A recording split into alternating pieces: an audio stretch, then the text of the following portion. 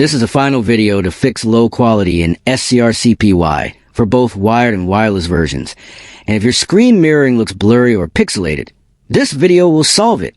Are you facing the problem where SCRCPY shows a low resolution image no matter how many times you reconnect your device? This usually happens because of default bitrate and resolution settings, outdated drivers, or wireless connection limits that reduce video quality. Most solutions online are long, confusing, and full of steps that are hard to follow and often don't work. That is why Rexus is sharing a simple secret trick that instantly improves SCRCPY quality and gives you sharp, smooth mirroring. This easy method works fast, safely, and works for both wired and wireless setups.